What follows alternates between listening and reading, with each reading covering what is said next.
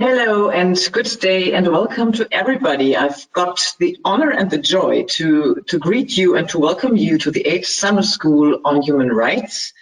Our issue, which has been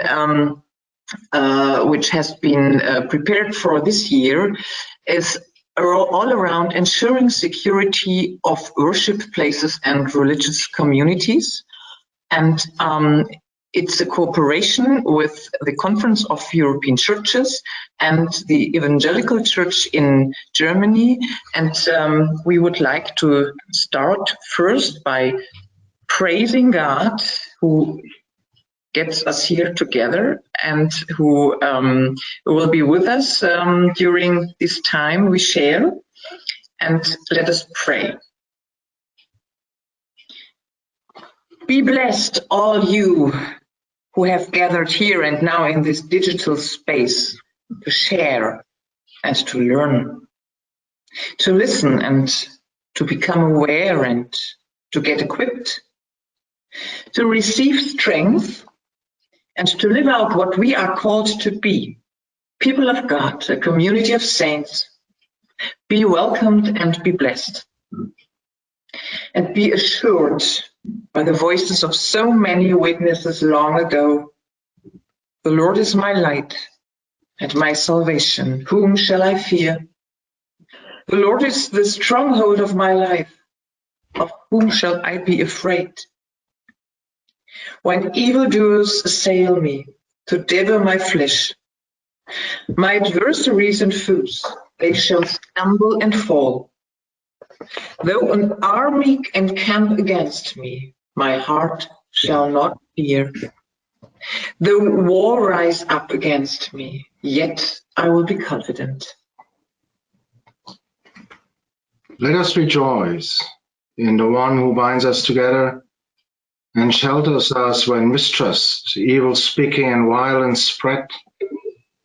When life becomes fragile, when living out our faith becomes difficult, when people of our and other faith communities are endangered. Let us trust in God. One thing I ask of the Lord, that will I seek after, to live in the house of the Lord all the days of my life, to behold the beauty of the Lord and to inquire in his temple. So we seek refuge by the one who has promised to accompany us and to meet us. Will it be outside in the streets? Will it be in a place of worship? Will it be in the digital sphere like now? For he will hide me in his shelter in the day of trouble. He will conceal me under the cover of his tent. He will set me high on a rock. In this we trust. Thanks be to God. Amen. Amen. Thank you, Sabine, and thank you, dear Reverend Frank, for introductory prayer. Warm welcome from sunny Brussels to all speakers and the participants of the 8th Summer School on Human Rights. As Sabine said, this year we are going to discuss theme ensuring security of worship places and religious communities.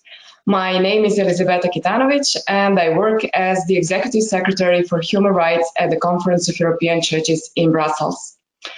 As with every year, this year the thematic group on human rights and the EKD Human Rights Department have also prepared the Summer Human Rights Program for you, which this year will tackle the issue in the area of freedom of religion or belief and security. Our local online host this year, it's once again EKD, as we were originally hoping to be in Berlin right now and hold a physical event, which due to COVID-19 pandemic was not possible. The program of the Summer School on Human Rights is usually based on the CAC publications in the area of human rights, and especially two of them, which are relating to the training material, like engaging churches in human rights and training material for European churches, and human rights, religious freedom, and faces of faith. This year, the Conference of European Churches participated in the EU funding competition as a member of the Interfaith Consortium. The application was successful, and the current program of the summer school is supported by the EU funding rewarded through the SASKI project, which means safer and stronger communities in Europe. As we found ourselves in pandemic last year, and again this year, our program will take place in online form. Let us now remember some of the topics that we have discussed last year with the video which was made for this occasion.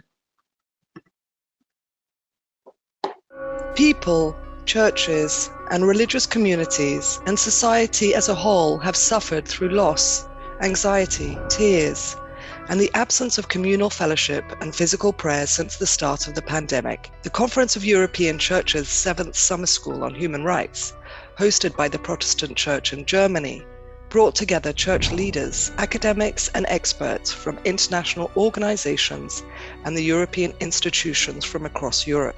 The program explored how human rights, democracy, and the rule of law have been affected through restrictions in public and private life, and how such restrictions have affected the believers' communities and churches in Europe and beyond. What were the reactions of international organizations such as OSCE and the United Nations Initiative Faith for Rights on these issues? It was useful as a tool for peer-to-peer learning, for literally exchanging experiences on how faith actors responded to the challenges of the pandemic and its impact on the human rights of their communities and followers and practices.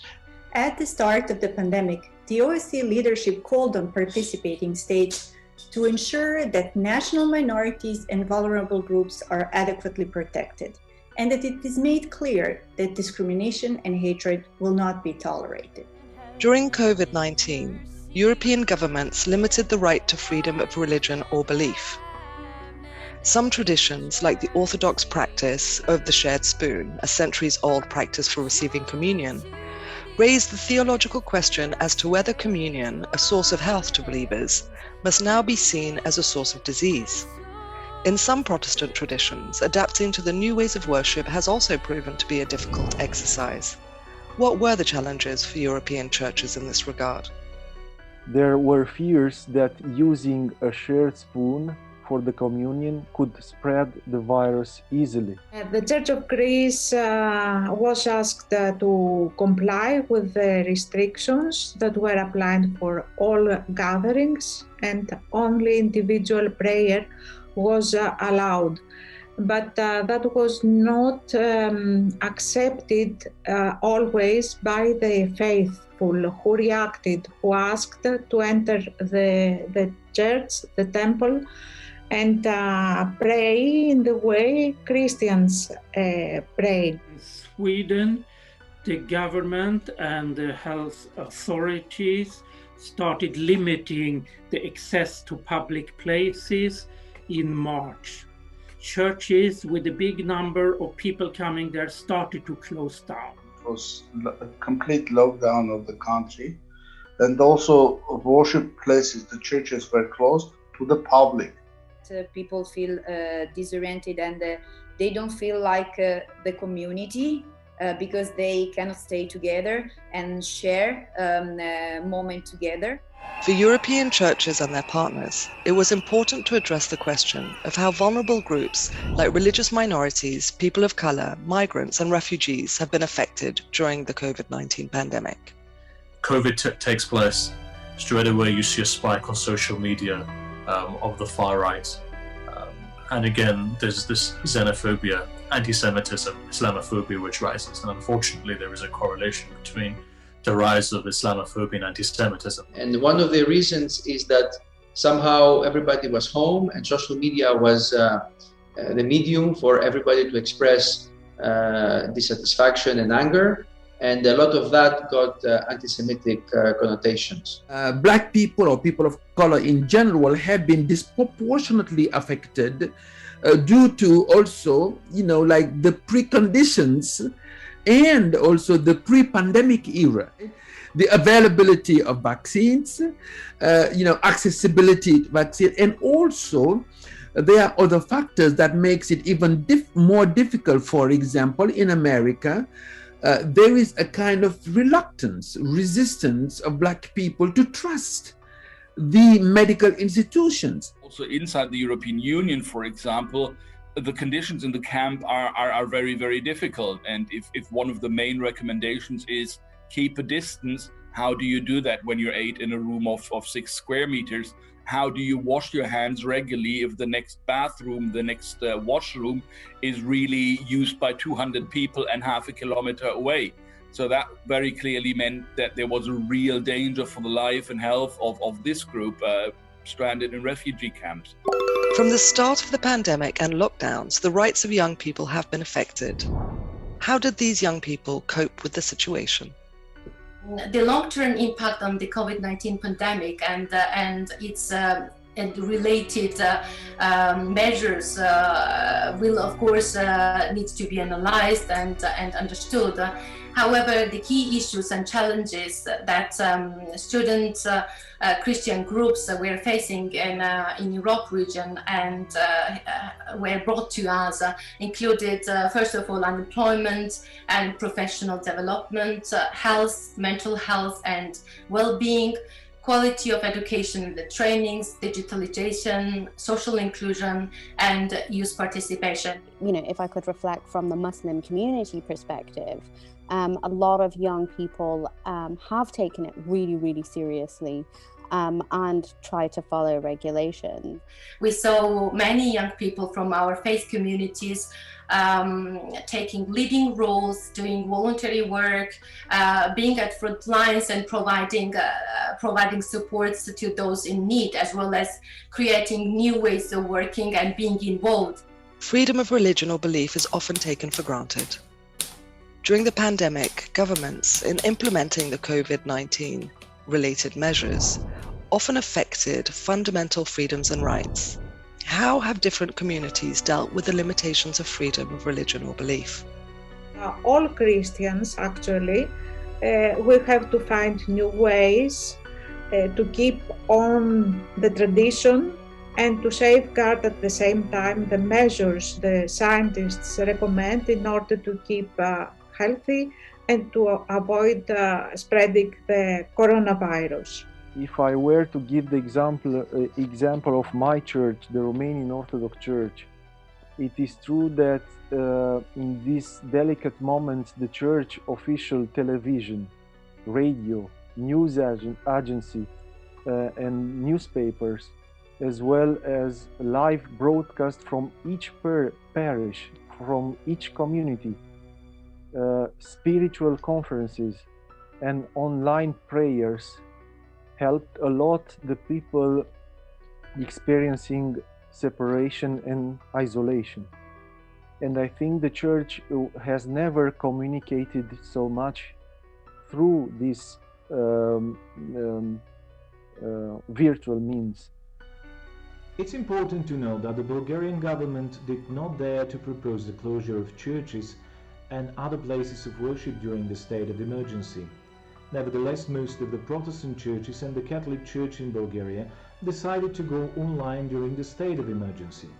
The Orthodox Church continued its public worship in compliance with the required anti-epidemic measures. During the summer school program, religious leaders expressed messages of hope, solidarity, and unconditional love for the future. What were the lessons learned during the pandemic? We've got to move beyond that and learn not to criticize, not to condemn, but rather to assist. And if this pandemic and the virus and the challenges should be faced and overcome, it will happen when we're together and not separated. What was always so self-evident, like the Sunday service, or various church events, or the many ways of direct relationships, outreaching, care, pastoral care, all of a sudden became so difficult and the longest time almost impossible.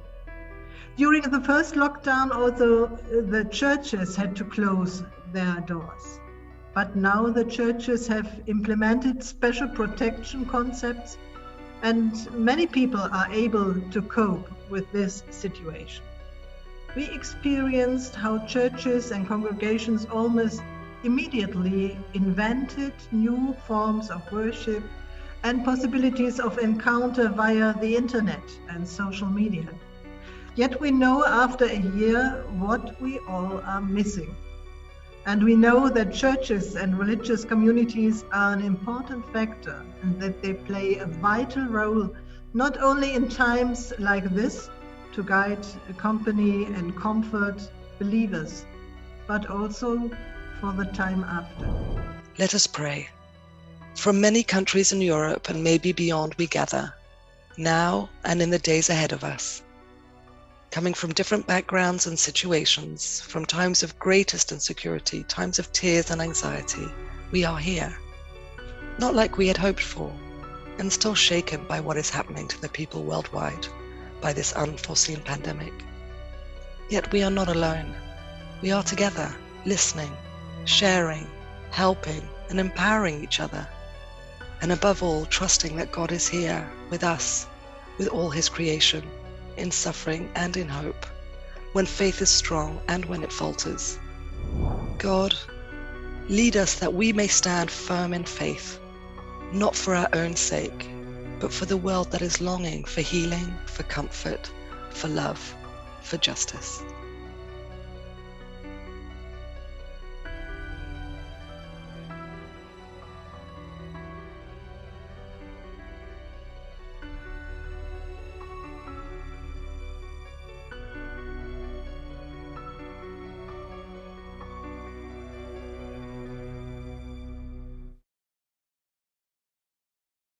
Hope that you have been enjoying the video of the last summer school, which was related to limitation of human rights during COVID pandemic. And for this year, summer school program, we have prepared 6 webinars, which will represent 3 thematic units. Theology, which is the firm basis of the work that we are doing here at the Conference of European Churches. Then next come case studies, which represent the voice of the churches from various European countries. And finally, we will present SSHR training material, which will be used to train the trainers on the topic of security of worship places, followed by the webinar final one on Friday on how to report hate crime via OSCE mechanisms. And some of these techniques we are going to use also for reporting via SSHR mechanisms. The Conference of European Churches and its thematic group on human rights has been dealing with the issues of religious freedom and security for the past several years on the institutional and organizational level. On the institutional level, CAC has participated at the OSCE discussions related to the OSCE guidelines on religious freedom and security in 2018 and 19. And then the EU guidance on security of the worship places and their protection 2019 and 2020. From CAC side, the thematic group on human rights has developed conference programs for tackling several security aspects of the worship places, like legal and political ones, such as the conference hosted by the Church of Cyprus in 2017, which resulted with the book Places of Worship and Holy Sites in Europe and the Middle East, Status and Protection under National and International Law. Another aspect in this debate on religious freedom and security goes in the direction of the conference on the theme Human Rights and Populism. You may find the final document of this conference on the CAC website. And then the publication on these issues is still to come this year.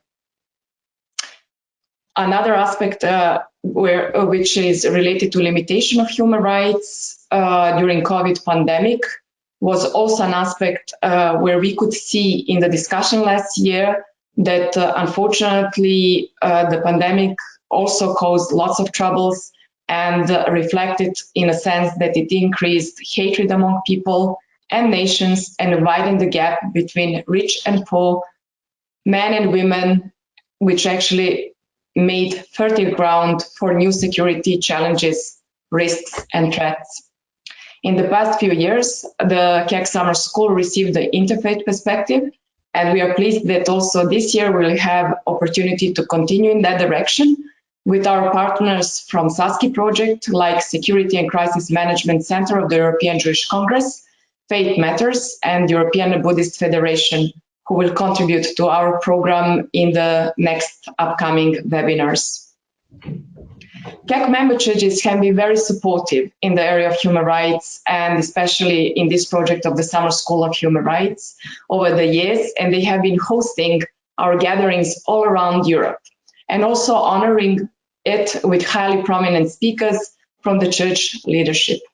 Great thanks goes to EKD, who unfortunately could not be our physical host in the previous 2 years, but has offered to host virtual summer school and contributed both financially and with human resources. Also, a great thanks goes to the following colleagues, especially from Germany, Reverend Dr. Patrick Schnabel, moderator of the thematic group on human rights, who is always ready to support our work in no matter what time, the day or the night, as well as all the rest of the members of thematic group of human rights who will participate in this program as moderators, speakers, coordinators, and doing background work during the entire time. Special thanks also for excellent cooperation and smooth collaboration goes to Senior Church Council, Reverend Sabine Dresler, in particular, who will now speak on behalf of EKD.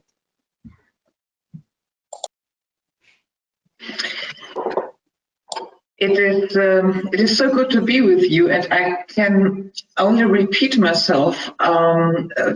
I so much regret that we can't host this year's Summer School of Human Rights again, as we have wished, and Elisabetta said already that we should have been in Berlin. We can't. Last year, I didn't even think of. I was so sure that we will meet this year in Berlin. That the crisis that has been developed by the pandemic, that I thought at least we could handle it better. And but well, here we are, still in a digital sphere, and then with an issue, and I must say that in the first place, when we talked about our theme of this summer school, I thought, well, this is rather a legal issue. It's not such a spiritual or theological issue, and I am a theologian, so well, I rather leave it to those who can deal better with legal questions. And we heard it already now in the video. Then I was at the second moment, I was struck by this. Well, I can take it for granted. I live in a country where I can go to church every day and nothing will happen to me. No one, nothing will hinder me to go to a worship place. We can enjoy a religious freedom to all extent. This was the second thought I had, and then I thought, well, but we say you touch one, you touch all, means even if I am not endangered by that, what can happen if places of worship and religious communities are not welcomed, if you can't live out your faith free, it doesn't mean me, but it means my Jewish sisters and brothers, and of course, I mean, in Germany this is it's a big issue, and so our idea then was that we get 3 people together, and we will see that in a video later, from a church, from the Jewish community and from the Muslim community, and ask them about holy places and what is a sacred place for them, and what does it mean to share what you can do in a sacred and holy place with others, with the community, to share your belief and to share what is holy for you in your life and in your thinking. And I learned a lot in preparing this summer school. So I'm grateful for this this theological exercise, and I'm happy now that we are here and we can learn together for the next days and share. And I really looking forward to see you. I don't give up. Maybe next year. Let's see. I wish us a blessed conference and a blessed week. Thank you very much. A very warm welcome also on behalf of the thematic group on human rights. I have the honor to be the moderator of that group that has been preparing summer schools on human rights for several years now. My name is Patrick Schnabel, and I will be with you for the next 4 days. As they say, words of greeting, if they are longer than 30 minutes, are also a form of harassment. So I will confine myself to very few remarks. The important thing that I would like to stress on behalf of our group is that also, although we talk about security, we always talk about religion and the protection of the freedom to have a religion or a belief. Because religion isn't restricted to having a faith, but to structuring your life according to your convictions, the convictions that flow from that faith, to live your faith in the public sphere, in society, and to do that not only alone, but also in conjunction, in community with other people, and to create institutions to live that faith, and to have buildings, to have sites dedicated to live that faith.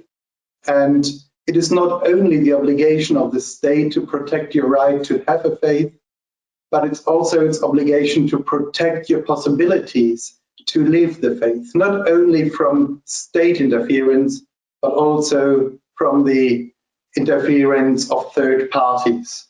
So the protection of religious life, including the protection of those places where people of religion, people of faith live their religion, live out their community life, is an important part of the state's duty to protect the freedom to religion or belief.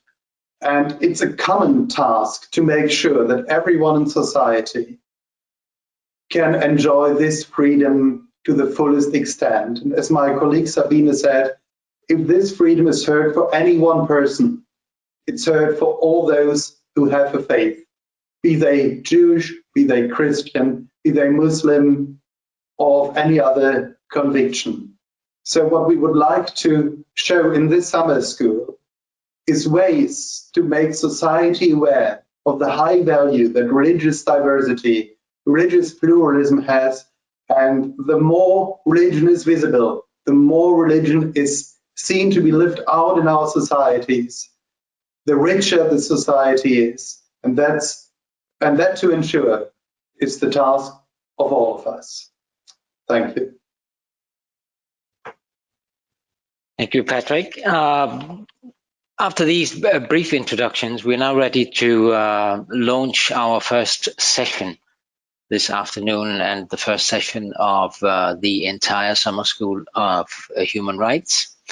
I am Jørgen Skov Sørensen. I'm the moderator of this first session. But before I start moderating and before I request the speakers on screen, I would like to say or to share my appreciation for the hard work that has gone into the preparation of this summer school, which I've been following from the sideline as part of my job as a General Secretary of the Conference of European Churches. It's not easy to organize an event like this under these circumstances. It has been mentioned already that last year we had challenges that we overcame. We believed that this year we would certainly be able to meet physically in Berlin. But again, we had to revert to a virtual presentations and a virtual meeting space. But I have to say that we have, looking at the program that we have ahead of us, I think we have done, or the people who have been primarily responsible for this, the thematic group on human rights, have done a tremendous job, and we will not miss out on the contents of the theme this year over the next few days. Obviously, we will not have all the interaction and the coffee breaks that we so much love in the ecumenical movement, but we will manage again this year. And I would like to extend my thanks to the people who have made this possible once again this year.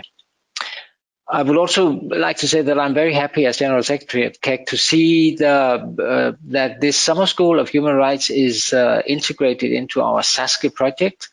The European Commission funded the project that we are running in a consortium together with partners in Europe.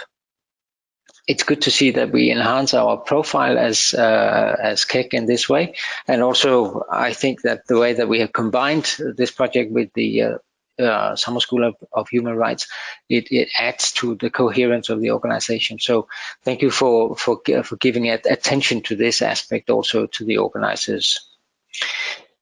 Now to the session and the presentations that are waiting for us this afternoon. We got 3 speakers. It's a theological, as it has been said already, it's a theological foundation that we're building this afternoon, a theological foundation for what we're going to experience and listen to over the next few days. This year's Summer School of Human Rights is, as always, rather hands-on. If we look at the program for the next few days, we will speak about the challenges that churches are facing and faith communities are facing when it comes to security of their buildings and communities. We will look into guidance on law enforcement, and we will have a training session. And I would say pretty much hands-on, a summer school of training first and foremost. But before we go there, I think it is important, as it was mentioned by Elisabetta a few moments ago, that we build up a theological foundation for what we do. That's what we aim for in the Conference of European Churches. So that is what we're doing today. We speak about protection of holy sites, but what is a holy site? What is, or what constitutes a secret, or not a secret, but a sacred space? How do we look at this? If we agree that God is omnipresent, present everywhere, is God then more or less present in a church or a mosque or a temple or in a synagogue? These are theological questions that we would like to deal with this afternoon. What does this mean to the way that we protect and secure our places of worship? What kind of theological considerations do we need to do before we start talking about the more hands-on issues ahead of us? And to do this, we have got 3 excellent theological voices with us. We have 2 voices from Protestant traditions, and we have a voice from the Orthodox tradition. Firstly, we will hear Bishop Petra Bosse-Huber from the Evangelical Church in Germany. She will be online present, live presenting her paper this afternoon. Secondly, we will have His Eminence Metropolitan Cleopas of Sweden and all Scandinavia, also a Vice President of KEC. His presentation will be broadcast as a video presentation, as he was not able to be present this afternoon. And finally, we will hear from Reverend Christian Krieger, the President of the Conference of European Churches. And I hope at the end of the 3 presentations, we will have an opportunity to interact.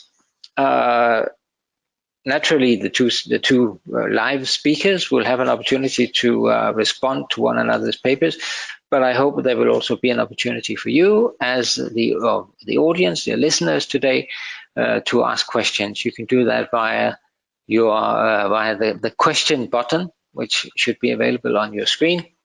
And I will try to pick as many questions as we will have time for. We need to finish at 5:30 this afternoon. That is in, well, we got 1 hour and 20 minutes until we need to finish. So without further ado, I would like to invite our first speaker, Bishop Petra Bosse-Huber. Bishop Petra Bosse-Huber is the head of the Department for Ecumenical Relations and Ministries Abroad of the Protestant Church in Germany. She's a member of the Commission for the Dialogue with the Russian Orthodox Church and the Joint Committee Church and Judaism of the EKD, the United Evangelical Lutheran Church of Germany, VELKD, and the Union of Evangelical Churches, UEK. So much for the introduction. I'm very happy to have you present, even if in a virtual manner. Again this year, I had the pleasure of moderating a paper from you last year also, but I'm happy to welcome you back on screen, and we'll give the floor to you as I disappear from the screen for a moment. Please, Bishop Petra Bosse-Huber. Thank you, dear General Secretary, dear sisters and brothers, dear participants of the AT Summer School of Human Rights. As was the case last year, the effects of the pandemic have forced us to meet in digital spaces and not as planned in Berlin. Yet, we would so much have liked to meet directly and in person. Difficult issues and experiences related to them are better discussed and shared face to face. And yet, let us use the digital opportunity for exchanges as best we can. This also reminds us of what is so valuable to us, but which is by no means a matter of course, and which we therefore sorely miss in these times. Ensuring security of worship places and religious communities, the topic that will occupy us over the next few days, is not an easy one. Rather, it reveals the threats to which religious communities are exposed. This starts with the fact that we have to deal with these questions in the first place: how it is possible that churches and places of worship, as well as the congregation that gather there, can be better protected. As well as we know that it is part of the right to religious freedom, that this must be able to be practiced in freedom and security, we painfully experience that religious sites and those who practice their faith together there are not immune to hostility and attacks. As well as we know that where the right to religious freedom is constitutionally enshrined, the state also has a duty to protect religious spaces. We are sobered to realize that attacks on people and buildings nevertheless occur in the worst cases. It is therefore all the more important to take a close look at the conditions under which people can practice their faith and where and by whom this right is endangered. This includes not only raising awareness about restrictions and attacks on the exercise of religious freedom, but also that we perceive beyond the boundaries of our own denomination and religion where others need us and how we can protect ourselves together. That is why, for example, at the 10th World Assembly of the Global Network Religions for Peace in Germany in 2019, religious representatives from all over the world declared that in future they would work together more closely to improve the protection of mosques, churches, synagogues, and temples from attacks. Quote, "In the future, we will perceive an attack on one religious site as an attack on all religious sides. This is how we expressed our will to stand together. I am therefore very pleased that the Conference of European Churches, together with Jewish, Muslim and Buddhist communities, is now also receiving financial support from the EU Commission through the Safer and Stronger Communities in Europe program in order to be able to provide better protection measures in the future. But what are these spaces that are sacred to us and therefore need special protection?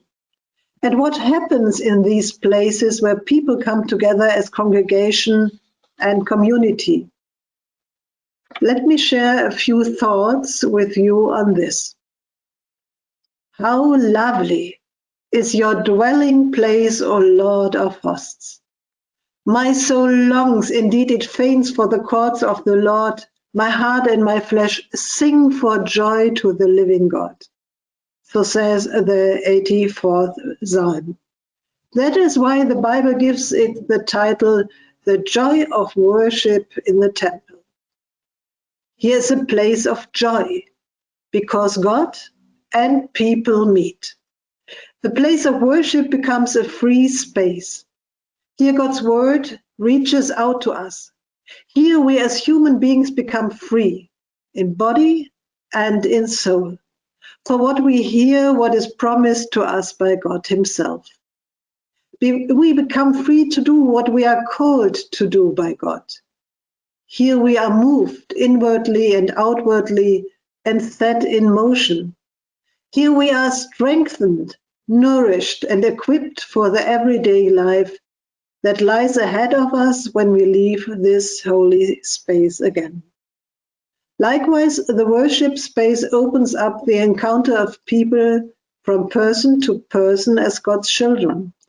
As a congregation, we sing, praise, and pray to the Most High, hallowed be your name. We are surrounded by the voices of those who worship with us. We feel their joys and their sadnesses. We share our experiences and hopes and bring them together before God. We give ourselves with all that we are into God's hands. We know we are secure in the community God has created, His church. The 23rd Psalm also knows how to tell of such protective security when it says, "You prepare a table before me in the presence of my enemies. You anoint my head with oil, my cup overflows. Surely goodness and mercy shall follow me all the days of my life, and I shall dwell in the house of the Lord my whole life long." But there is another reason for going to a place that is sacred to a person. When the house of God becomes a place of refuge, a shelter from danger and persecution. Where God is, there is the way to life. And where a person's life is in danger, he or she needs a house that offers safety, sometimes only for a moment, sometimes for a very long time.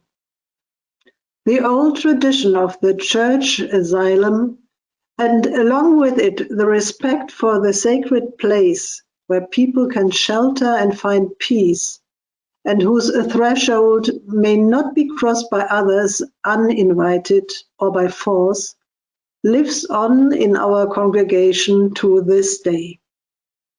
The Bible also tells us what the temple of God is not supposed to be when the enraged Jesus chases the merchants and money changers out of the place of worship and asks, "Is it not written, 'My house shall be called a house of prayer for all the nations'? But you have made it a den of robbers." Jesus' message of God's justice is directed against everything whereby people are overreached, cheated, and exploited, where faith and religion are misused and perverted to justify capital and commerce. where, as we know it today, for example, from the concept of the gospel of prosperity, financial success and prosperity are proclaimed as a sign of God's goodness and grace. Conversely, this means poverty and misery are self-inflicted and reprehensible. Rather, God's house is supposed to be a place that makes no distinction between those who have and those who have nothing, where people receive respect because God looks at them lovingly. Therefore, rather, the message should go out from here that God is first on the side of those who are endangered, disenfranchised, despised. The final thought on why it is so important that our church building be protected. Because in these places we celebrate the life given to us by the Creator. For example, when we promise God's great promise to a child or adult at the baptismal font and pass on God's blessing. When we sit at the table and share bread and wine, the holy signs of the presence of the risen Lord, of his love and his forgiveness. When we repeat in ancient rites and gestures what people received from Jesus' hand so long ago and what so many generations have passed on through the centuries, what they lived on, what comforted them, through which they experienced God's mercy, what made them members of the communion of saints up to us today, who are woven into and sheltered by a history of faith that is to be experienced in its places also in the future. I now invite you on a virtual walk through the real Berlin. We are guests of people who give us their message for this event, why their places are sacred to them and therefore worth protecting.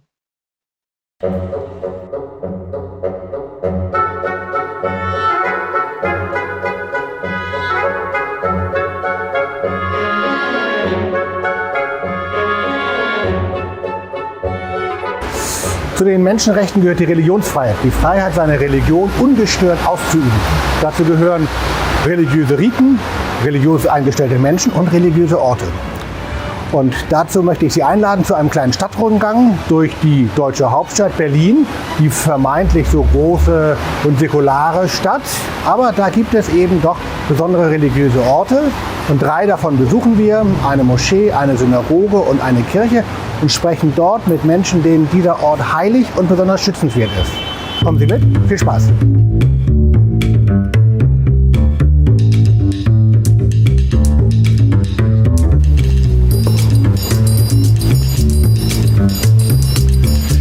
Wir sind hier in Neukölln in der Genezareth-Kirche. Die Tür wurde mir geöffnet. Ich wurde hereingelassen von meiner Kollegin Pfarrerin Lioba Dietz vom Projekt Spirit and Soul. Vielen Dank. Sehr gerne. Meine erste Frage, warum ist das für Sie hier ein besonderer Ort, vielleicht sogar ein heiliger Ort? Ja, also dieser Ort ist ein besonderer Ort und er ist für mich auch ein heiliger Ort. Ich komme hier gerne her, um Stille zu erleben, um zu beten, um zu meditieren, um Kerzen anzuzünden, alleine oder auch mit anderen zum Gebet. Und dieser Ort ist nicht nur für mich, wenn ich alleine hier bin, ein besonderer Ort, sondern es kommen auch viele andere Leute, sozusagen den Tag über, aber auch zu bestimmten Veranstaltungen, um gemeinsam zu beten und Gottesdienst zu feiern, um Einkehr zu halten. Und was machen Sie am liebsten hier mit anderen Menschen? Wie füllen Sie diesen Raum? Also am liebsten feiere ich Gottesdienst mit anderen Leuten hier oder ich begegne ihnen im Gespräch, weil es kommen hier auch viele Leute, die jetzt nicht irgendwie religiös sind oder sowas. Also Gespräch ist ein wichtiges, aber auch Gottesdienste feiern. Und wir machen hier auch ganz besondere Gottesdienste, nämlich politische Nachtgebete. Und die haben wir jetzt oft digital gefeiert mit ganz vielen Leuten irgendwo anders, die gemeinsam mit uns, während wir hier Gottesdienst gefeiert haben, saßen die zu Hause vor ihrem Computer und waren digital mit uns verbunden. Und das war ein sehr besonderes Erlebnis, mit so vielen Leuten unterwegs zu sein und auch wenn man sich nicht sieht, zu erleben, dass wir doch im Geist, dass wir im Heiligen Geist miteinander verbunden sind. Inwiefern würden Sie sagen, dass das ein Ort ist, der geschützt werden sollte, der für Christen, aber auch für andere Menschen guten Willens sozusagen ein Ort ist, der eben eine besondere Achtung, einen besonderen Schutz braucht. Also dieser Ort ist schützenswert, weil er einen Raum schafft, um innezuhalten, um zu sich selbst zu kommen, alleine und mit anderen. Und es gibt gar nicht so viele andere Orte, wo das so einfach möglich ist. Und weil wir diesen Schutz haben, auch hier unseren Glauben zu leben, können wir an diesem Ort auch andere schützen, zum Beispiel Geflüchtete. Und es gibt viele Gemeinden in Deutschland, mehrere hundert Gemeinden, die Kirchenasyl aussprechen, wo sie Leute schützen in ihren Gebäuden. Und zwar schützen sie die vor Abschiebung, zum Beispiel in Bürgerkriegsgebiete wie Afghanistan. Und darum ging es auch neulich in einem unserer politischen Nachtgebete. Vielen Dank, liebe Leo Baditz. Alles Gute für Ihre Arbeit, viel Glück und viel Segen. Und wir gehen jetzt in die Sukkot Shalom Synagoge zur nächsten Station.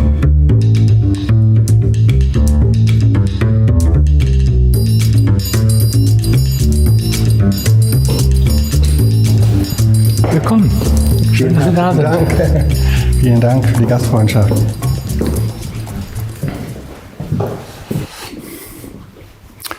Wir sind jetzt in der Sukkot Shalom Synagoge in Berlin-Lietzensee. Rabbiner Andreas Nachama hat uns reingelassen. Vielen Dank für die Gastfreundschaft. Gerne. 3 Fragen auch für Sie.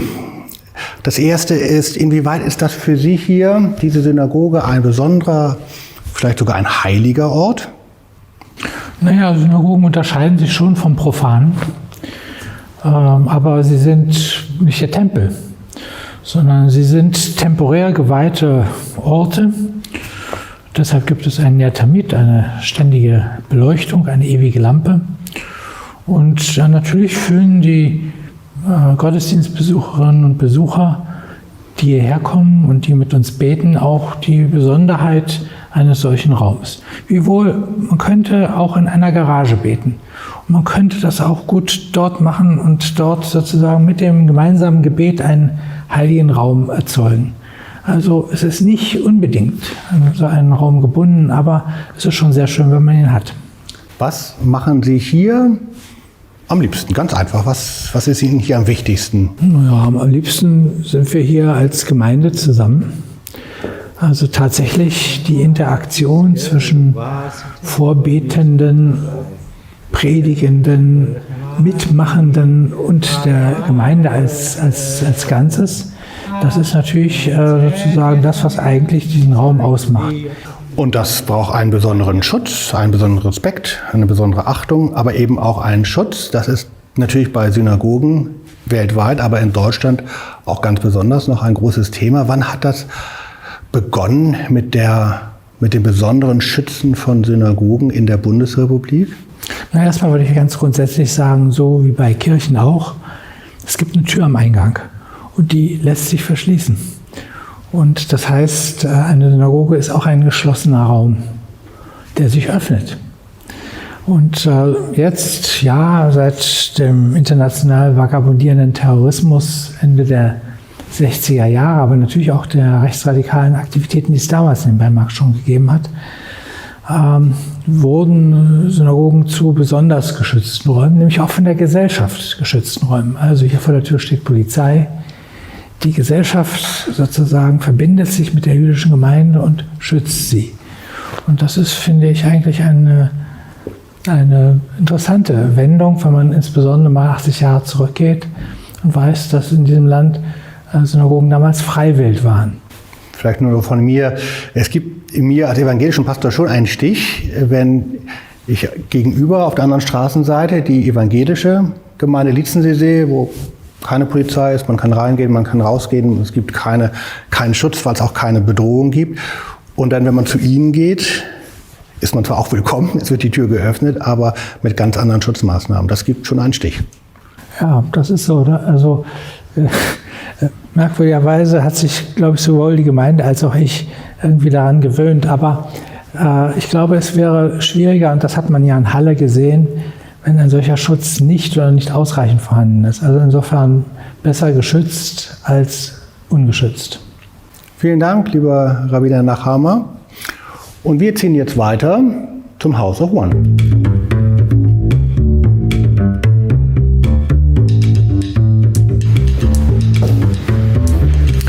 Jetzt bin ich nicht beim House of One, sondern beim Büro und bei dem Modell des House of One Projekts, das noch gebaut wird. Imam Osman Örs hat mich reingelassen. Vielen herzlichen Dank für Ihre Gastfreundschaft. Herzlich willkommen im House of One. Ihre Moschee als Teil des House of One ist insofern besonders, weil es steht noch nicht, es ist erst in der Planung. Aber wenn Sie daran denken, was es einmal sein wird, wo würden Sie sagen, wird Ihnen deutlich, dass dieses ein ganz besonderer, vielleicht sogar ein heiliger Ort ist? Die Moschee im House of One ist insofern als etwas ganz Besonderes für mich persönlich und ich glaube auch für die muslimischen Gemeinden hier in Berlin, als dass es die zentralste Moschee in Berlin sein wird, also in Mitte Berlins. Und die Moschee ist für mich ein Ort, immer auch ein Ort des Rückzuges aus der Schnelllebigkeit des Lebens, aus dem Trubel der Stadt. Ein Ort, wo ich auch immer ein bisschen Ruhe finde, ein bisschen zu mir zurückkomme, wo man entschleunigen kann. Es heißt so schön im Koran, erst im Gedenken an Gott finden die Herzen Ruhe oder Frieden. Insofern ist die Moschee ein Ort, für mich immer auch ein Ort, an dem mein Herz auch eine gewisse Ruhe und Frieden findet. Und das in dieser besonderen Situation, mitten in Berlin und nicht in den kleinen Stadtteilen oder größeren Stadtteilen drumherum und eben nicht alleine, sondern gemeinsam mit einer christlichen Kirche und einer jüdischen Synagoge. Wenn Sie sich vorstellen, was Sie dort machen werden, worauf freuen Sie sich am meisten, wenn es dann fertig ist? Also ich freue mich ganz besonders auf das vielfältige religiöse Leben in diesem Haus, dass man das erleben kann. Das heißt, sowohl die jüdische Religion und Glaubenswelt als auch die christliche und die muslimische Glaubenswelt, dass man das alles unter diesem Dach quasi gemeinsam erleben kann. Das ist darauf freue ich mich ganz besonders. Weil ich immer merke, jegliche Veranstaltungen, die wir gemeinsam machen, jegliche Feste, die wir feiern, wo wir zu Gast sind bei den Festen, das sind immer Momente, wo wir unsere Freude gemeinsam teilen. Und das sind Momente, die ich besonders bereichernd finde. Und darauf freue ich mich ganz besonders. Ich mich auch. Eine Frage zum Schluss. Wir haben so ein bisschen das Thema Schutz von Religionsfreiheit, Religionsausübung, Schutz von religiösen Räumen und Gebäuden. Was bedeutet das für Sie als Imam und dann nochmal besonders mit dem Blick auf das House of One und die Moschee darin? Also jegliches Gotteshaus und jeglicher Versammlungsort, an dem Menschen sich verbunden fühlen und sich zusammenkommen, bedarf eines Schutzes, glaube ich, generell. Das obliegt der Verantwortung unserer Gesellschaft und auch Politik. Vielen herzlichen Dank. Alles Gute Ihnen für das Bauen und dann das Füllen dieses besonderen Hauses mit so unterschiedlichem religiösen Leben. Viel Glück und viel Segen für Ihre Arbeit. Ganz herzlichen Dank. Vielen Dank.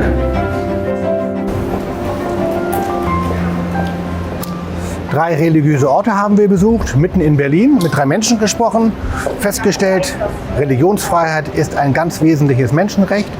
Ich wünsche gutes Diskutieren, gutes Nachdenken, alles Gute.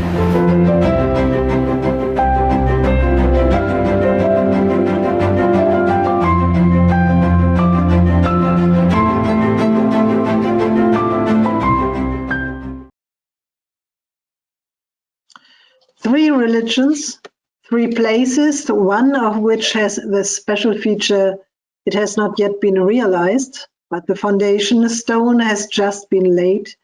In the center of Berlin, the city characterized by diversity, the House of One will be built and will soon house a synagogue, a church, and a mosque, and thus be a home of such diverse people who want to share their respective religions and their practices with the others, a house where they also celebrate together, and yet each lives his or her religious identity. It shall be a place of prayer and teaching, of the richness of religions and a common peace project. Let us wish this project, like all the synagogues, churches, and mosques that proclaim God's peace, protection, and blessing. Let us wish all the tents and temples, the small and large sacred spaces of God and people, protection and blessing. And let us ask for God's presence, also in this digital sphere, which also needs to be protected. Thank you. Thank you so much, Bishop Bosse-Huber, for your presentation this afternoon. I think it was particularly powerful to hear you speaking about the places of worship as places of peace, where you seek the inner peace, and that being in contrast with what we have seen over the last few years, and also before that, of course, attacks on churches and places of worship. That is really that was a striking image, I think. And also your last few words on the piece of the digital sphere, or the protection of the digital sphere, I think is also an issue that is interesting, because we know that the digital world is one of very often with hate speech and attacks on your adversaries instead of a place for dialogue. So thank you very much for your intervention this afternoon.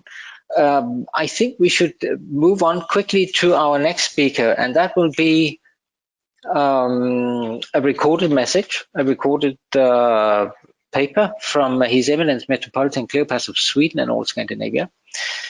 His Eminence is the Vice President of the Conference of European Churches.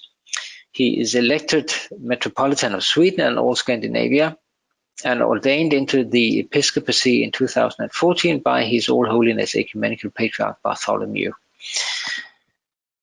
His Eminence Metropolitan Cleopas studied theology at the universities of Athens, Thessaloniki, Durham, the Holy Cross Greek Orthodox School of Theology in Brooklyn, Massachusetts, and Harvard Divinity School and Boston University. And without further introduction, I would ask my technical assistant to press the start button of the recorded message of His Eminence. Thank you. Dear organizers and participants of the 8th Summer School on Human Rights, allow me to begin by taking the opportunity to thank the organizers of this year's conference for their kind invitation to participate in this event, as well as you, the audience, for joining us for this webinar. I'm humbled and pleased to spend the next few minutes sharing some thoughts with you about holy places of worship from an Orthodox Christian perspective. Naturally, the insights I will be sharing with you are in many ways not exclusive to Orthodox Christian churches alone. In many cases, they represent a continuation of norms, customs, and traditions inherited from the classical era, as well as the Judaic rite, and over time were cultivated and developed in line with Orthodox Christian theology. My first thoughts when drafting my outline for today's discussion go back to a time before the official establishment of the Church, on the day of Pentecost. The two things that initially came to my mind were, first, our Lord's denouncing of the Pharisees in chapter 23 of the Gospel of Matthew.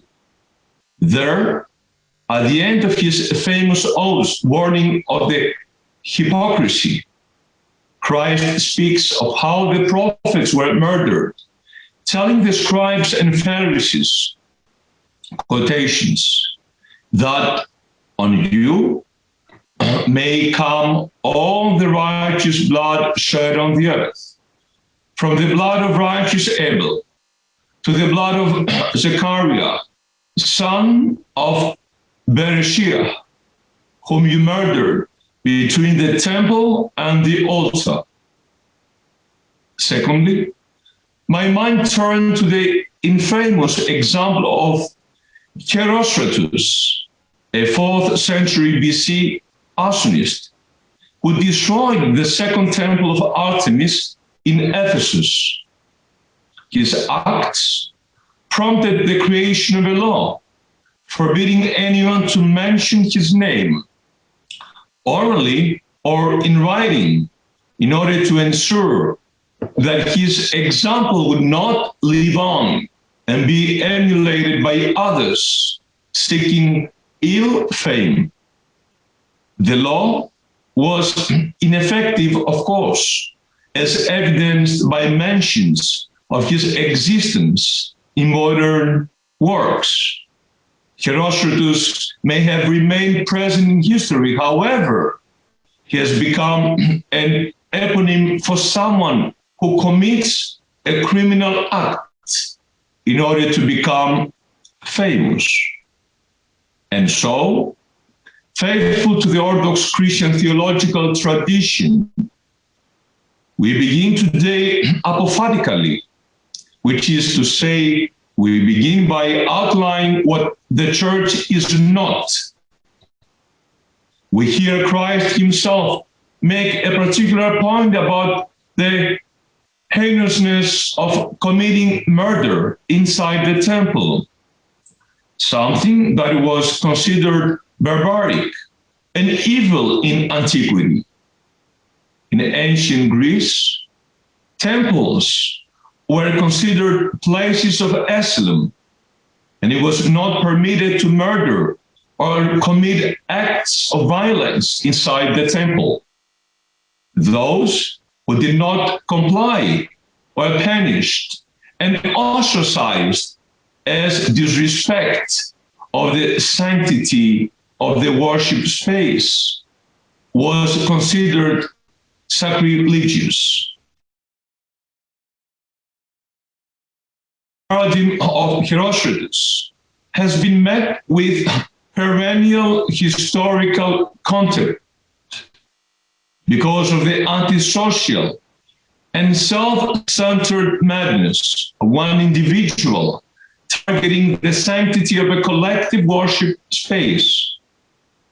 This atrocious act was compounded by the fact that the perpetrator destroyed a site of exceptional beauty, which served as a cultural monument, in addition to its religious functionality. Hence, speaking apophatically, we can begin to comprehend holy places of worship as sites that symbolize humanity's attempt to transcend its individuality, its most base traits, and its most animalistic instincts, and strive toward attaining its divinely ordained destiny of reaching the likeness of God, in whose image we were created. As we transition to a more positivist approach of understanding worship spaces, I would now like to direct your attention to the role of the worship space within the Christian community. Reading through Holy Scripture, we can find instances where the description and role of places of worship is very purposeful and deliberate. The detail and description with which the Holy Temple and the Holy of Holies, Kadosh Kadoshim in Hebrew, is described in the Old Testament, but also in the New Testament in St. Paul's letter to the Hebrews, is very precise. And the Orthodox Church retained these guidelines to a very large degree. However, at the same time, Christ himself adopts positions regarding worship spaces that are seemingly antithetical.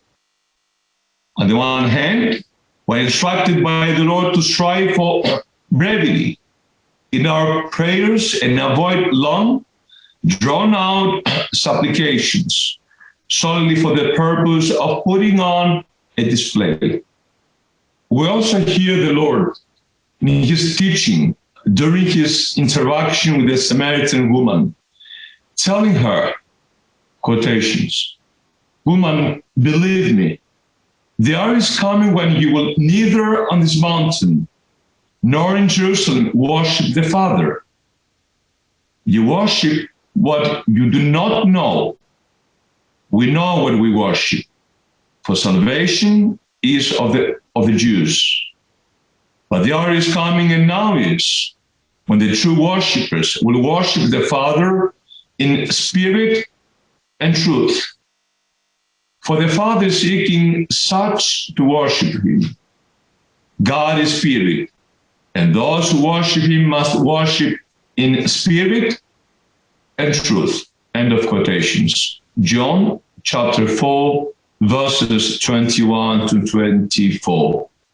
Meanwhile, we also witness the scene where Christ casts out the merchants and money exchangers from the temple, telling them that, quotations, "It is written, my house shall be called the house of prayer, but you have made it a den of thieves." End of quotations. Matthew chapter 21, verse 13. Elsewhere, in his condemnation of the Pharisees, the Lord criticizes them for their misguided teaching that the gold of the sanctuary and the gift of the altar are greater than that which sanctifies them, namely the sanctuary and the altar themselves. "Oh, to you blind guides," in quotations, who say, "Whoever swears by the sanctuary is bound by nothing, but whoever swears by the gold of the sanctuary is bound by the oath.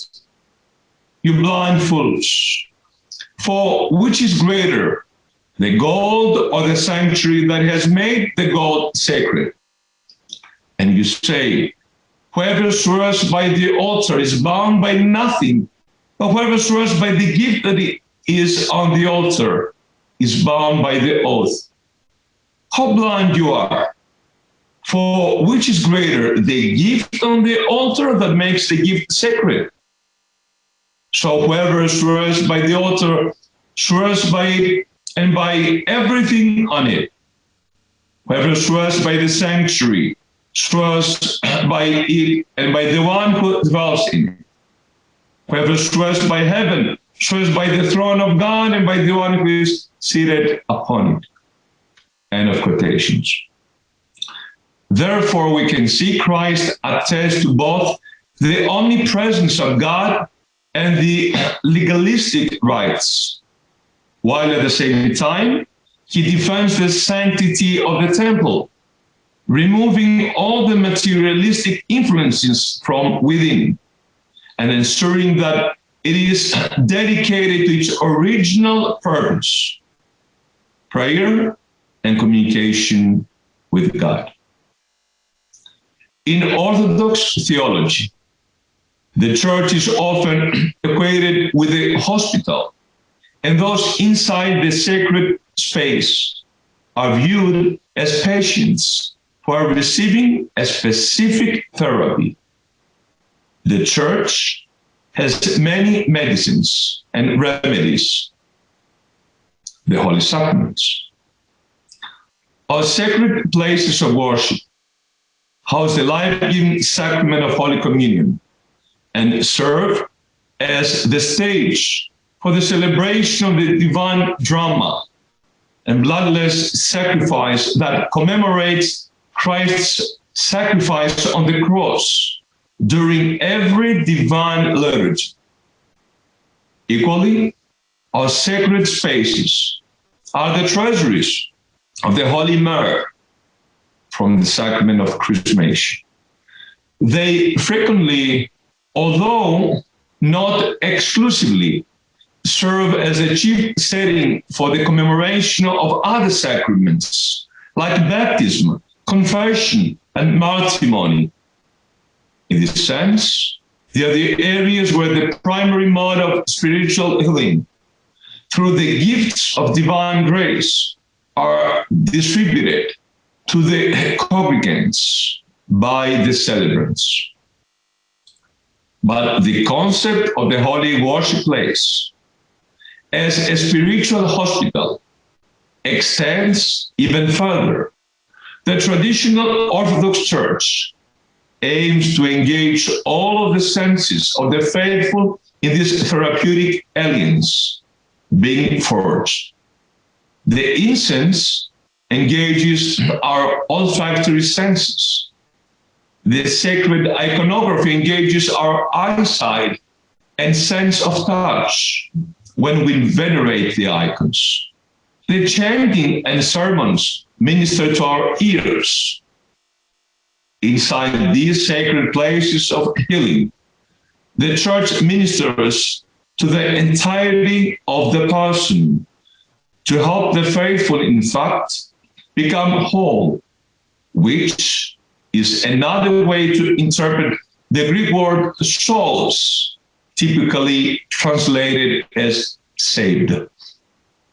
These sacred spaces also provide a living testament to the history and phronima, or belief, of the Orthodox faith.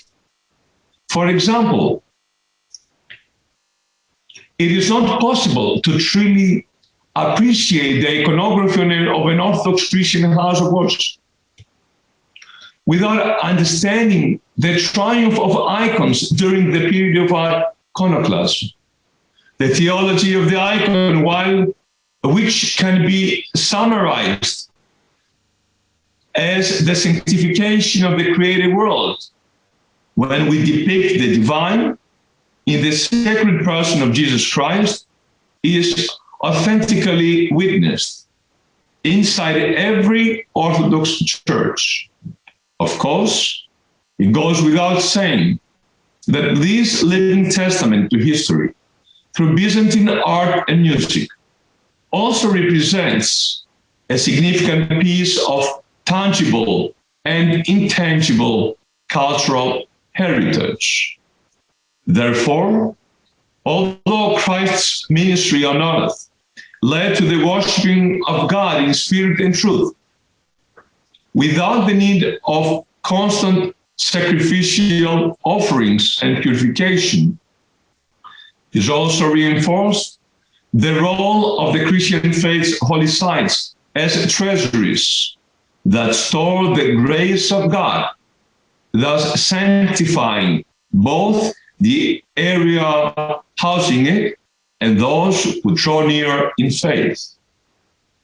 Finally, it's worth mentioning that the exterior design of these sacred worship sites also has a special significance, signaling humanity's respect for creation and synergy with God. 1 Corinthians chapter 3, verse 9. Traditional Orthodox churches attempt to harmoniously blend with their environment. The domes mirror the shape of the hills in the countryside, while the white-washed island churches mirror the foam of the waves. The Greek noble laureate Odysseus Elitis famously writes about, quotations, churches in the shape of the heavens, end of quotations. In his poetic masterpiece, Action Mystique, traditionally, churches were aimed to be designed in a manner that projects balance and harmony with the surrounding environment, thus demonstrating an ecological consciousness that is exhibited and communicated by His All Holiness, Ecumenical Patriarch Bartholomew, spiritual leader to the world's Orthodox Christians. inspired by the Green Patriarchs, as Patriarch Bartholomew sometimes fondly referred to internationally. Love for the environment and calls for international sensitization to the global climate change crisis confronting us, the holy metropolis of Sweden and Scandinavia, which have the honor of shepherding for the last 7 years, has embarked on a campaign to renovate and restore its own sacred spaces.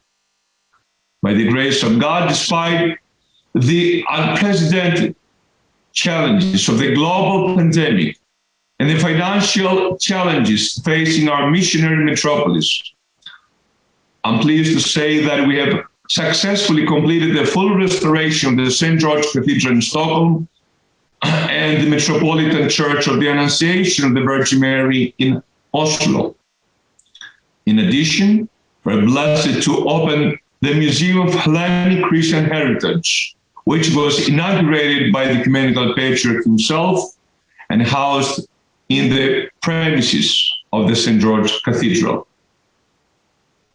All these efforts, inspired by the ministry of our Patriarch and the teachings of Orthodox theology, are aimed at promoting a dialogue with both Orthodox faithful and visitors to our place of worship, who are interested in learning more about the faith, as well as the people who embody it, while serving to perpetuate history and culture. I humbly believe that it also serves humanity's constant search for sanctity on the path from individual to person, from the image of God to the likeness of God. Thank you. Thank you so much, Your Eminence. If not present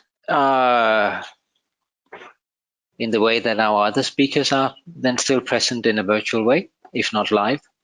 But thank you so much. I was particularly encouraged by your thoughts on, or the Orthodox theological thoughts on church as a hospital, where you come to be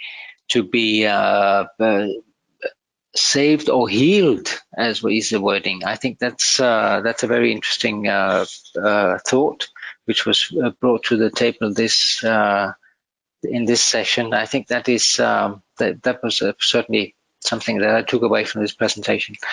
Well, I will give the word to the president of the Conference of European Churches, Reverend Christian Krieger, pastor and theologian from Strasbourg, with extensive experience with ecumenical and social and ecclesial engagements. Christian Krieger serves as the president of the Reformed Church in Alsace-Lorraine and vice president of both the Union of Protestant Churches in Alsace and Lorraine and the Protestant Federation of France, and as I said, also as the president of the Conference of the European Churches. I'm very happy to have you today as a speaker, Christian. I look forward to hear what you have to share with us this afternoon. Please take the floor.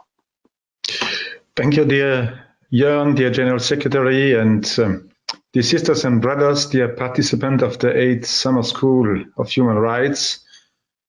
I hope you're still fresh enough for another 20 minutes of attention. For me, it's a great pleasure to contribute to your reflection on understanding of holy places and places of worship from a theological perspective. Bishop Petra Bosse-Huber and His Eminence Metropolitan Cleopas have brilliantly and accurately outlined a Protestant and Orthodox perspective. As you saw, there are convergences and differences between them, especially with regard to the sacredness that their theological and ecclesial tradition recognizes in a place of worship. My task is to clarify these differences and to try to build bridges. I would like to start with 2 observations, followed by 2 keys to a theological understanding, before outlining 3 remarks to build bridges that I see. The 2 observations I am proposing to you evoke both the convergence and the proximity, and on the other hand, the gap reflected in the two theological approaches to a place of worship that have just been presented to you. I note the convergence in the evocation of the biblical foundation. Indeed, the Bible tells the story of God's presence with humans. However, the representation it offers of this divine presence reflects a great diversity. Indeed, the biblical authors deploy a spectrum of modalities ranging from a real and localized presence of the divine to a more spiritual understanding. And in order to understand how the New Testament, especially the Gospel and the Apostle Paul, deals with the issue of place of worship, it is necessary to set its cultural context. At the heart of the narrative of the First Testament is the story of God with his people. It begins with the election at the time of the patriarch, find its foundation in the liberation from the servitude in Egypt, is realized in the access to the promised land, and is manifested in the words of the prophets. This history is marked by the presence of God with his people, whom he comes to visit under the oak of Mamre, whom he accompanies in the form of a cloud in the midst of the desert, in the midst of which he dwells, symbolized and materialized first by the Ark of the Covenant and then by the Temple of Jerusalem. The temple, this central place of worship, was relativized with the rise of the synagogue, which accompanied the development of a Jewish diaspora. It is in this tension between a central place of worship manifesting the presence of God in the midst of his people, and on the other hand, a space of proximity for study, religious life, and transmission, that the ministry of Jesus Christ is embedded. It is against this background that we must understand to interpret the words that Jesus uttered when he drove the merchants from the temple, saying, "My house shall be called a house of prayer for all the nations." The exchange with the Samaritan woman at Jacob's well should also be read from this perspective, that the hour is coming and is now here when the true worshipper will worship the Father in spirit and truth. In fact, Jesus Christ does not contest the holy places, but he is critical when their use deviates and no longer serves primarily the encounter with God. In fact, Jesus Christ brings a message of spiritual refocusing, which can sometimes evoke an overcoming of the attachment that some may have for a place of worship. Thus, the Apostle Paul can quite legitimately affirm that the true temple, the real place of God's active presence in the world, is the believer's body, his heart, his mind, his hands, his ears, his mouth. Or do you not know that your body is the temple of the Holy Spirit? 1 Corinthians 6. And the second observation is that there is a bipolarity in the theological approach to a place of worship. This bipolarity is not particularly Christian, but is expressed through the world of religions. This bipolarity has been well described by Clemens Bethke in the book published by Elisabetta Kitanovic and Patrick Schnabel, Places of Worship and Holy Sites in Europe and in the Middle East. I quote, "There are two forms of places of worship and holy sites. The temple type, or Domus Dei, and the meeting house, the type of Domus Ecclesiae. Temple type refers to holy sites that are considered as the dwelling of God, a place where the divine and human meet, In contrast, the meeting house type is a meeting point of a community for religious purpose, a place where the community gathers for worship.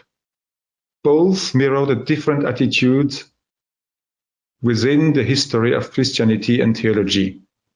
And underlying each is the tension between an immanent presence of God and his transcendent deity. This bipolarity, or if you prefer, these two lines of tradition, the temple type and the meeting place type, runs through the history of Christianity. In every place of worship, this tension is at work. Each religious tradition, each spirituality, each ecclesial family has developed its own particular theological understanding of what these two poles brings into play, their emphasis and their articulation. Let me, in a second point, to better understand the theological stakes of this bipolarity, bring two elements of reflection. The first from a semantic consideration, and the second from a religious phenomenology perspective. To evoke the religious or even divine character of a place, an object, or a person, the French language offers two words, whereas most languages, notably English or German, have only one word dedicated to this use. Thus, the holy or heilig can be translated as saint or sacré. Although French marks rather imprecise use of these two terms, sometimes going so far as to confuse them, André Gounel discerns two quite distinct conceptions. The first conception confers on certain objects, places, or person an ontological quality, a quality that they possess by virtue of their being, and by which they are distinguished from ordinary things, spaces, and people, that they are attached to and belong to the realm of the divine. They have in them, because of what they are or because they have received them, a mysterious, uncommon value and power that sets them apart. This is an ontological distinction made on a horizontal scale between person, places, and objects. And for the second conception, one is sacred or holy because due to the function one performs or the service one renders, and in no way because one is different and has something special in oneself. Thus, a vessel is sacred when it is used for worship and not when it is used for cooking. It is exactly the same, but differs in its use. It is not the intrinsic quality of certain objects that makes them sacred. It is their use. In the case of human beings, their activities, occupations, or functions, not their persons, are or are not holy. You can hear here the principle dear to Martin Luther that everyone has a vocation to live his or her faith in the exercise of his or her profession, whatever it may be. The first approach tends to mark a distinction, conceiving the world as having on one side a sacred domain and on the other a profane or secular one, and giving the church the mission of sacralizing or resacralizing a society that has become secular. And the second approach desacralizes the world, places, objects, and peoples, recognizing only God as holy. For it, everything is secular, but the secular can become holy or have a vocation to be sanctified. It is precisely here that lies the believer's vocation to place himself at the service of God, which is also the service of human being, as it is clearly stated in the Great Commandment, which identifies love for God with love for the neighbor. These two approaches brings into play different theological emphases of transcendence and immanence. Emphases that are present within the CEC member churches. And they also illustrate for those who attribute an ontological sacredness to a place, an object, or a person, the infringement of a place is all the more essential to them. And my second remark in the second point, religious phenomenology distinguishes two types of religiosities present in all the world religions. In order to add a consideration of transcendence, I propose to briefly mention these two attitudes, which can be placed at the two extremes of a scale, since the world of religion presents a large number of accentuation of these two types of attitudes. The first attitude, which André Gounel describes as sacramental, emphasizes the reality of God's presence in certain places. And by places, or by the term places, is meant places, that means, but also institutions, church, pope, bishops as a whole, council, synods, text, ecclesial confession of faith, ceremonies, rites, sacrament, relics, icons.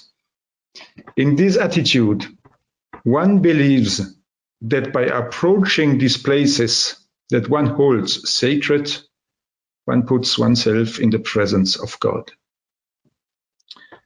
And the second attitude, on the contrary, has an iconoclastic character. In the literal sense, iconoclasm evokes a devastating attitude that consists in breaking statues or destroying sacred image. The term is here used by extension to refer to those who reject any figuration of the divine and refuses to locate God, who consider that no material element can contain what is ultimately transcendent. In the words of John Calvin, finitum non capax infinitum. The finite cannot enclose the infinite because God remains sovereignly free.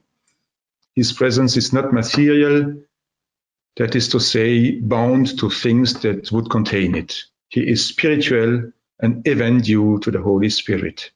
The believers approach God by praying to him in spirit and truth. This approach sees the attempt to capture the sacred as an idolatry. It considers sacrilegious and blasphemous the sacredness of certain places, because God alone is divine. He alone has a monopoly of the sacred or the holy. In this somewhat exaggerated presentation, I am not trying to oppose these two attitudes, to play them against each other. They reflect religious culture and traditions, which a radical approach tends to oppose, whereas many see a form of complementarity. I mention these religious attitudes because their tension works within CEC and conditions our approach on the theme of this summer school. Indeed, every building, every place implements this tension between transcendence and immanence.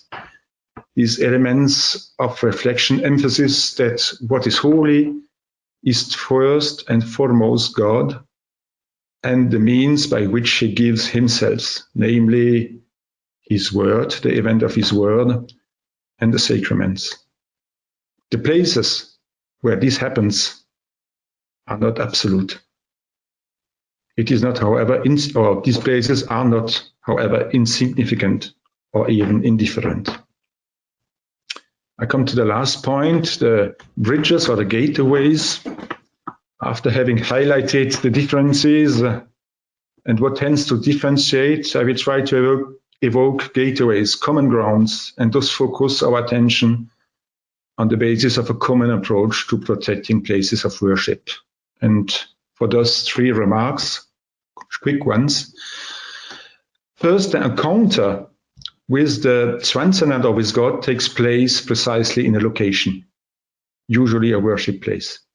These places bear the marks of the encounter with the transcendent and thus embody its memory. They are part of the dynamic of these places, objects, and buildings, which more than other places tells the story of the experience of God or the transcendence, concentrate and evoke the evocation of the religious or spiritual experience, and thus contributes to writing a history that is always in progress. Indeed, places of worship do not only tell the story of a bygone past, they help to write the identity of a person or a group in progress, to transmit this identity by evoking the story of their values and convictions. In doing so, they carry the memory of their experience and build their future. If in the Christian tradition, following the Apostle Paul, no one doubts that it is precisely the believer who constitute the temple of God and his body the dwelling place of the Holy Spirit.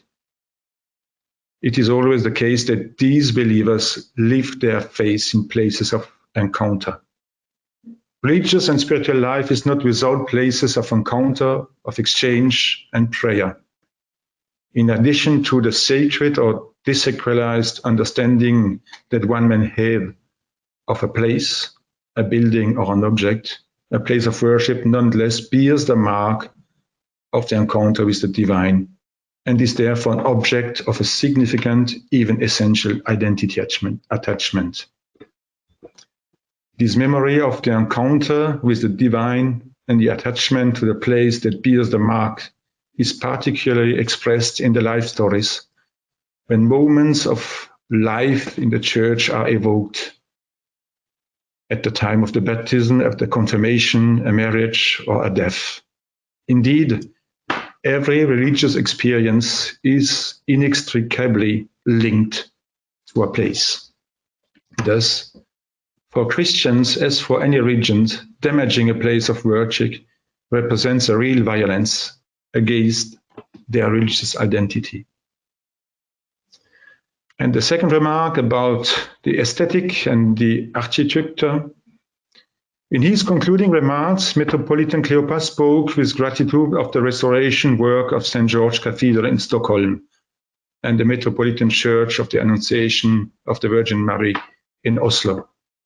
He took up this challenge not only to have a pleasant place of worship, respecting safety standards, or to perpetuate a history or a culture, but as he says, a support to deepen Orthodox identity, to meet with orthodoxy, and more broadly to give a place to seek spirituality.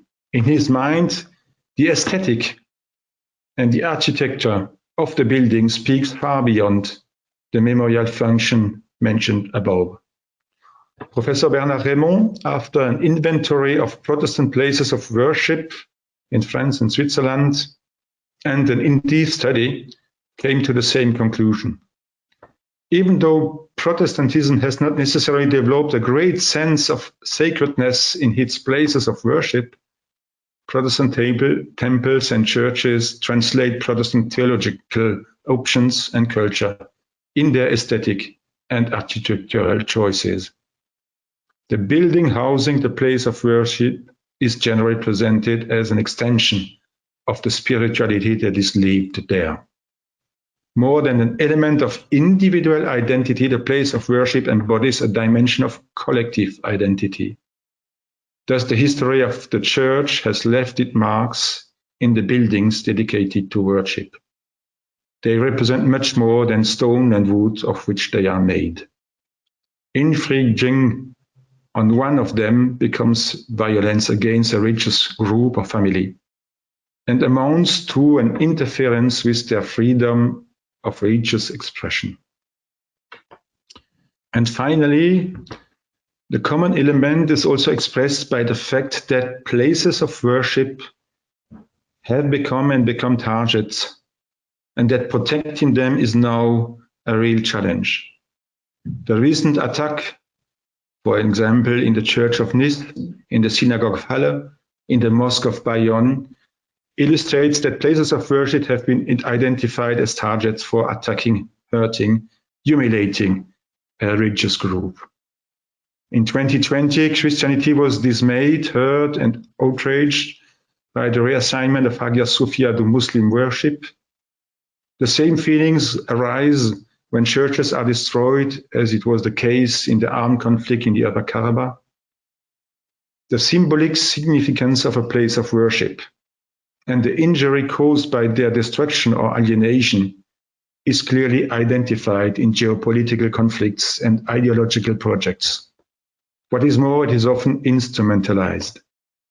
The wounded memory and the humiliation generated by these attacks on places of worship can only generate a prejudice and maintain a persistent conflict and even a feeling of hatred.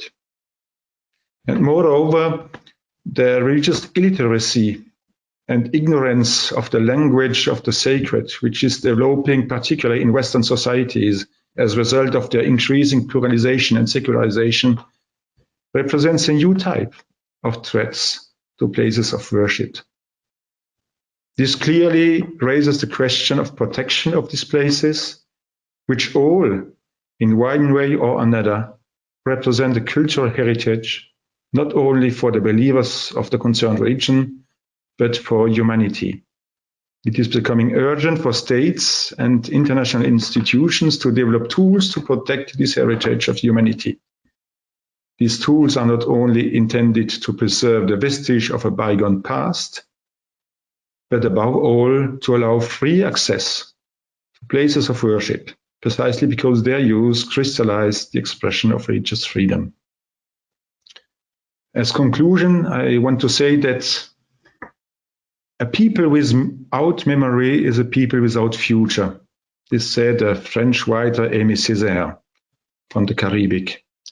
Protecting places of memory and individual and collective identity, such as places of worship, is an essential issue for humanity. It is not only a question of freedom of religion or religious expression, but also preserving heritage common to all humanity. I hope that this summer school will contribute to have a better understanding of the challenge of protecting places of worship and sacred sites, and thus constitute a step in the development of tools for the protection of these places, which, while expressing the identity of some, also tell the story of all human beings. I thank you for your perseverance and your attention. Thank you for your words, Christian Krieger. As predicted, we now have about 5 minutes left, and I think we should, can I ask Bishop Bosse-Huber to switch on her camera so we can have a brief exchange between the two of you? I think that would be helpful. And whilst we're waiting for the camera to be switched on, I think, yeah, there it is. I will encourage everyone who is listening to reflect on what has been said this afternoon and to bring that into the discussions for the next few days, so that we see that this is really making a foundation, for a theological foundation for what is being discussed and what is being shared with one another over the next few days. What constitutes a holy site? It's obvious that there are different ways of looking at this according to the tradition and the church family we belong to. But as it was also pointed out by Reverend Krieger in his intervention, there are certainly ways to bridge the gap between the different ways of looking at this. And there may be some common human experiences that bind us together when we look at what is a holy place, what is a sacred space for us. I would like to invite Bishop Bosse-Huber to briefly respond to what you've heard. I mean, obviously to what Reverend Krieger has shared with us, but certainly also if you want to bring in insights from His Eminence's intervention this afternoon, you're welcome to do that. And then finally, Reverend Krieger will sum up what we've been listening to this afternoon before I hand over to Elizabeth Kitanovic. Please, Bishop. Thank you. Firstly, I would like to thank our President, Christian Krieger, for the richness of the issue and his speech. That was very interesting, and I would like to go along the many aspects and discuss it with you and also with the people listening here. One open question is with me at the end. I'm not sure that the analysis that there is a gap is the right one. In my own ecumenical experience, there is not a gap between the Orthodox understanding and a more Protestant approach to on holy sites, on worshipping places. It's another tradition, but it's not a gap. And the only bridge we need is a bridge of understanding, better understanding, knowing each other, listening. But I would say there is no gap between our traditions.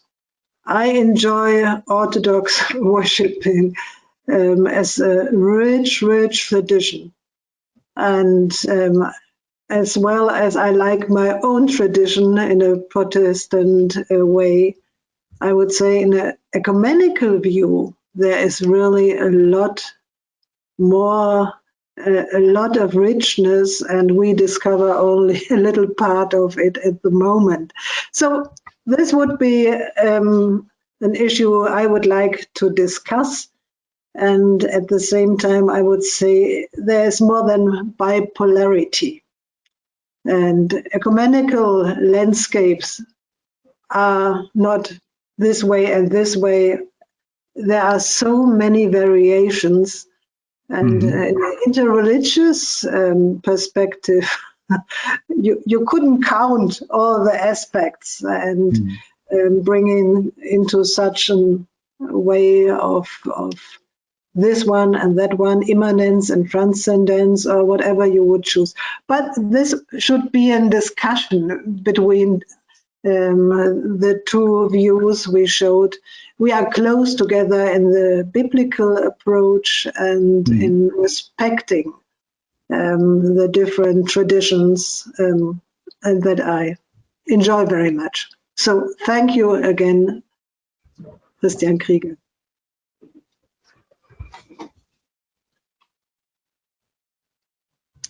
To switch on my microphone again. Thank you so much, Bishop Bosse-Huber, for your response.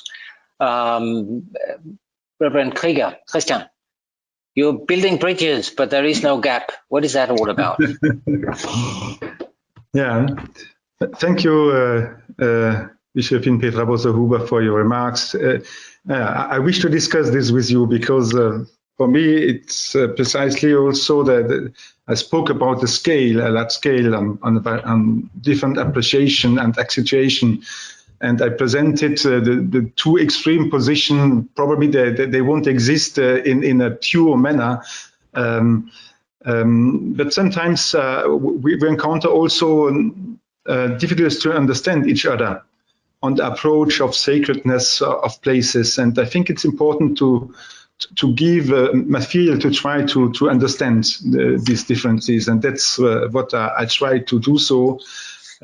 We have that especially in the French Protestant tradition, in the Reformed tradition, which is more liberal.